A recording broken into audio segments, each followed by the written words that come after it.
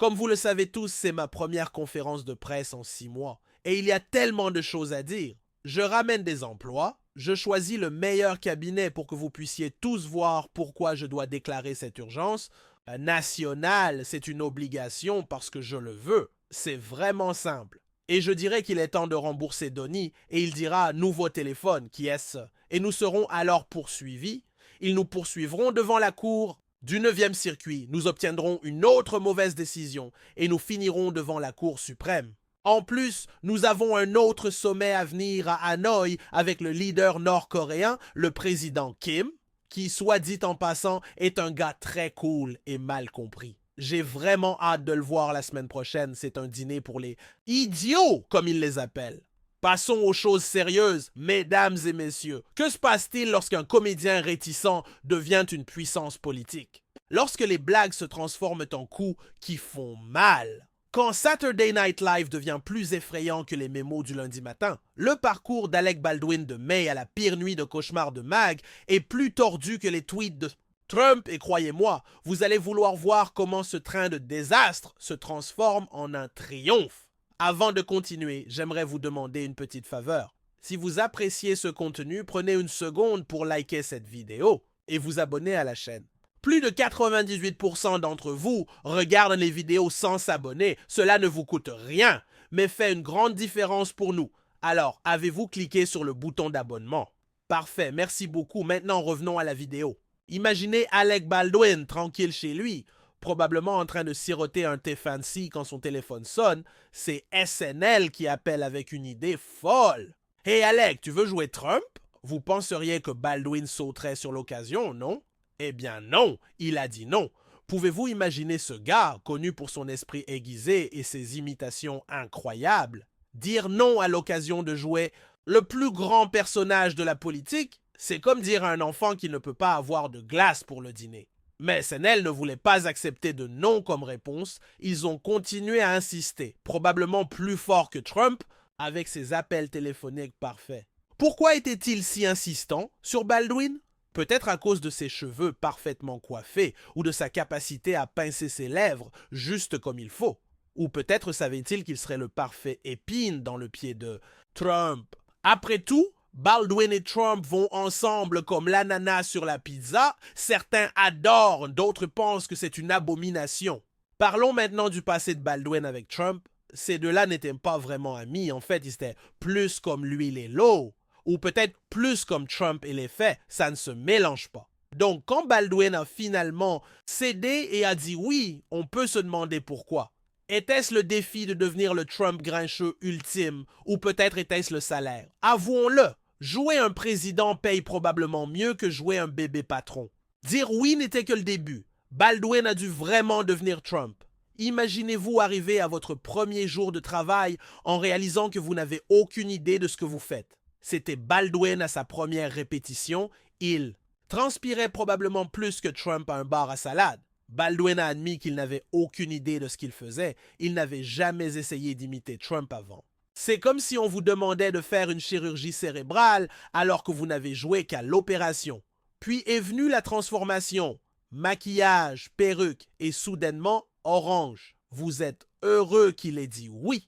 Baldwin a décrit le moment où il est monté sur scène comme s'il avait trouvé le secret de l'interrupteur de Trump. Il lui suffisait de sortir son visage, de lever un sourcil et de dire « Huge ». C'était comme s'il avait déchiffré le code Da Vinci.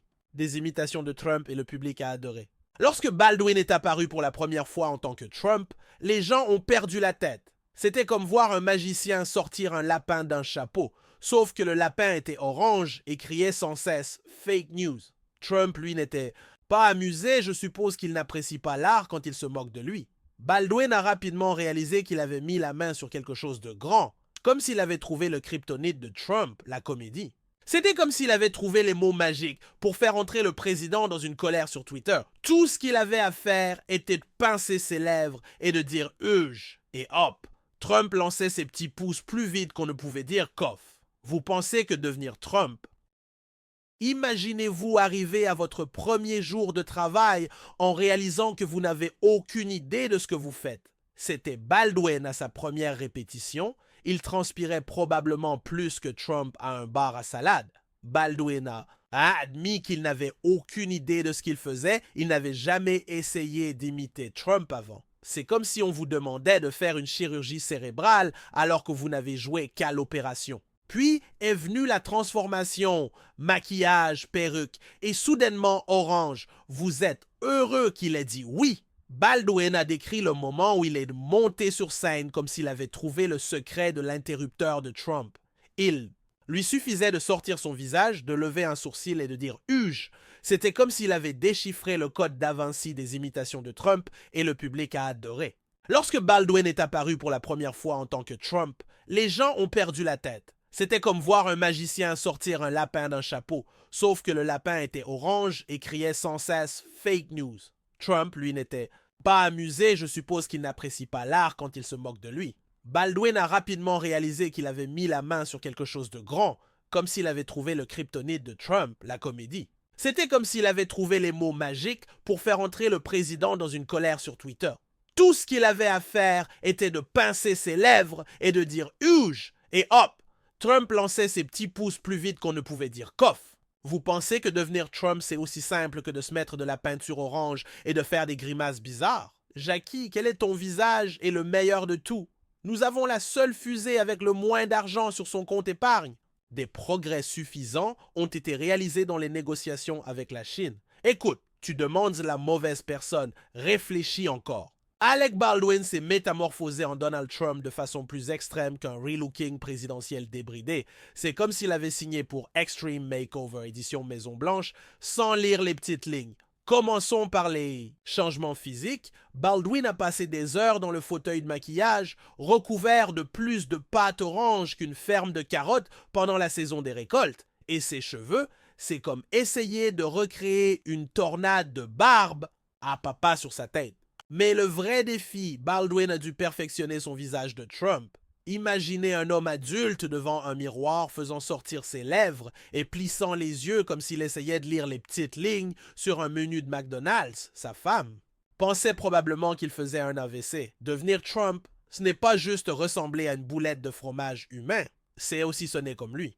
Baldwin a consacré des mois à étudier les discours de Trump. C'était comme regarder en boucle une émission de télé-réalité où le personnage principal pense être le plus intelligent de la pièce, mais n'arrive pas à enchaîner une phrase incohérente. Baldwin a dû maîtriser l'art de paraître intelligent en disant des choses qui ont moins de sens qu'un oncle ivre à Thanksgiving. Il a décrit Trump comme quelqu'un qui cherche toujours un meilleur mot sans jamais le trouver. C'est comme regarder un enfant essayer de résoudre un Rubik's Cube.